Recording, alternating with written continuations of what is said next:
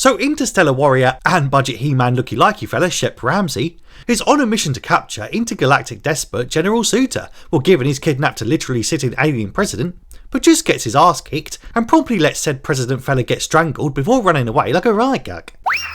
Gah, some hero.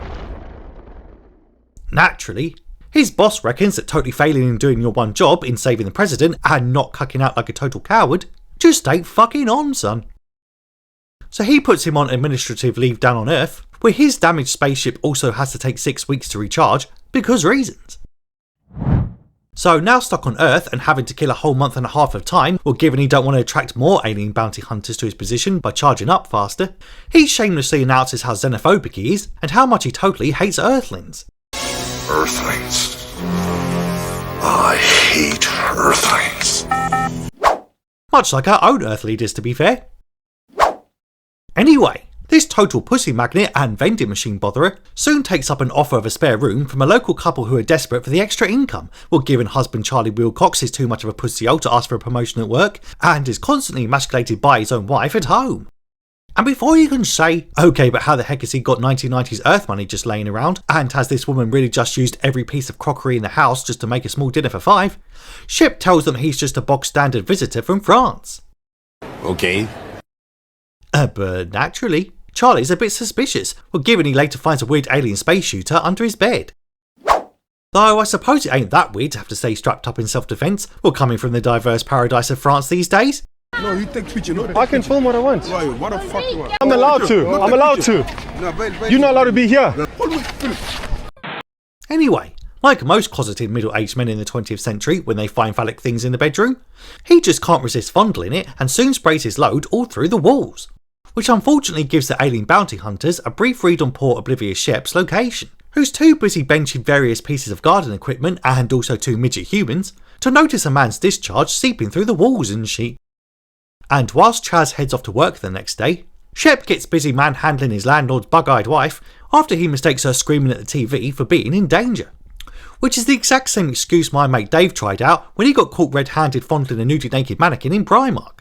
He swears it was choking on a scarf. Wow, it's very nice. Anyway, Shep continues his rampage of ignorant terror by trying to shank up an innocent mailman who he thinks is breaking in, and then twatting a small boy on a bike who rudely twatted him first. Oh, that is bang out of order. And turns out this egotistical alien nutjob has got zero self-control and probably shouldn't be anywhere near children, well given he keeps lifting them, twatting them, and now lobbing their skateboards across the county after humiliating himself in front of a bunch of preteens by instantly falling off him. That's so dangerous. But instantly redeems himself by saving a different skateboarding kid from being run over in broad daylight. Nice. And before you can say, that's pretty fucking messed up, how them teens were clearly gunning for that kid and would have totally splattered him, well if it weren't for a passing alien with a handlebar moustache, Charlie begs him not to dole out some instant karma by crushing the skulls of these would-be kiddie murderers, and instead just let them back into the general population of the neighbourhood scot-free. What? Not a great plan. Later, after returning a woman's stolen purse, a twat in a mime who he thinks is trapped inside an invisible force field, and also scoffing some chocky cake as a reward for it all, he checks in on his spaceship already, which unfortunately is only 30% charged, well given it must be an Apple product, so he has to go occupy himself for another 21 Earth days, bro. Lame. Also unfortunately, local pussy old Charlie Wilcox has straight up stalked him and begins fiddling about with another man's joystick, and soon tries to play hero by dressing up in his mate's silly costume, which also randomly seems to fit him pretty damn well because reasons, and probably saving the life of a ginger damsel in distress. But also once again activating the alien tech, which again just alerts the ET bounty bros, yo. Go! And Sheppy Boy is once again too busy lobbing the relentless mime up a balcony, squirting an old granny with his juices, and also saving a young Elizabeth Moss's pussy from a tree, to bloody notice. But later returns and just can't believe someone's been messing around with his knobs, and so just storms over to Charlie's office to demand answers already, but promptly just gets cucked himself and totally stared down by a local secretary, and then hilariously tries to steal the office furniture when he takes her a tad too literally when told to. I said take a seat! Which rather reminds me of the time my mate Clive was told to hold his horses, and just ended up getting himself banned from the local stables. What a fucking liberty! Anyway, he totally bollocks poor Charlie for fiddling around with his motor's jiggly bits. only for said local secretary to whip out a gat and tells him to totally take the beef outside, beach. Where Shep promptly trashes his mate's motor in revenge and then tells him it's all his fault for activating his tech and thereby sending up a flare to attract a bunch of homicidal ETs to totally yeet his ass. And there's no point hiding from them because they'd know that handlebar tasche anywhere. Later, they come across a bunch of bank customers all doing whiteface for some reason. Well, turns out they've been frozen solid using a stolen freezer ray from Shep's ship. And as the bounty hunters finally arrive to smack a bitch up, Shep smacks up some robbers himself and takes the now frozen Charlie home with soaked panties. And I can totally relate, because who hasn't had a stiff bloke pressed up against a gear stick after a messy weekend adventure with a guy you just met? Anyway, after eventually thawing out and finally realising that humans aren't alone in the universe and there actually exist aliens in the cosmos what resemble ex-WWF wrestlers because reasons, Chaz joins the fight to totally save the universe or some shit. But first stops the vent about how bad a week he's having, and how he's still got a few pesky icicles poking into his cheeks. Christ! I was frozen today! After calming down a bit, he sneaks the big chap into his boss's office to nick a few rare crystals what he can use as a power source for his ship. And after the local secretary helps them find them, the pair are soon intercepted by the bounty bros and have to fend them off with post-it notes and also rabbit-shaped metal poles for some reason. Weird.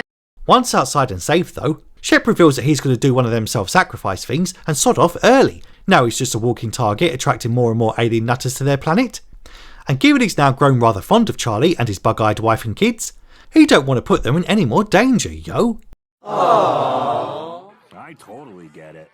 But unfortunately, said bug-eyed wife and kids have totally been taken hostage by that General Suitor guy from earlier, thereby forcing Shep to defeat him once and for all. Mainly by cucking out again and surrendering himself to save the family while setting his own ship to self-destruct. And once safe, Charlie nuts up and returns to save his new best bud what loves manhandling his wife, his kids and also innocent mimes because reasons. And after injuring the naughty general fella, he reverts to his monstrous alien form. Only this time with more slime and general hostility toward a middle class white man than your local civil servant. Fact check. That's true. But he luckily gets stunned by electrified wires and then blown to Kingdom Come, now leaving Shep to get them out and Charlie to get bollocked for surviving by his wife what loves emasculating him and doing all sorts of domestic abuses. Do anything like this again, I'll kill you! Damn! Now with a newfound confidence given he just took a few blows to the noggin, Charlie quits his shitty job and tells his boss to stuff it despite having robbed him of priceless crystals last night. While Shep just shows off his newfound skating skills and now lobs little girls over trees, well given he's now clearly bored of flinging mimes all over the place. Hey buddy, let me give you a hand. Hey, it's just a gag. You can have the rope. Leave me alone. Get out of here. You're crazy. And we end with Shep leaving to go patrol the universe again, but now with his super hot secretary floozy for company. I said you dirty dog. I said you dirty dog. Oh, wow. As the pair soon say their final goodbyes and promptly fly off, just leaving poor broke Charlie to go and find a new bloody tenant. Or a fair few now he's quit his damn job to boot. What have I done? And that's it. That's the movie. Though my favourite part of this Temu Arnie one-liner kids action comedy wannabe full of cringy try-hard catchphrases. You know, for a big guy, you're kind of light on your feet.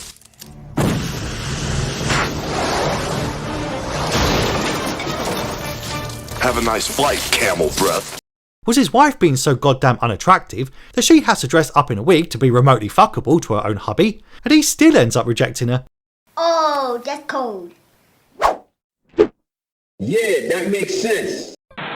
But anyway, that's a bloody plot and that's your bloody lot. Considering that bell thing so you don't miss any future recaps. Tell me if you like this flick in the comments if you have time. And I'll crash land on Earth, not encounter a single black person for the full 90-minute runtime and then bust a fucking mime with you in the next one.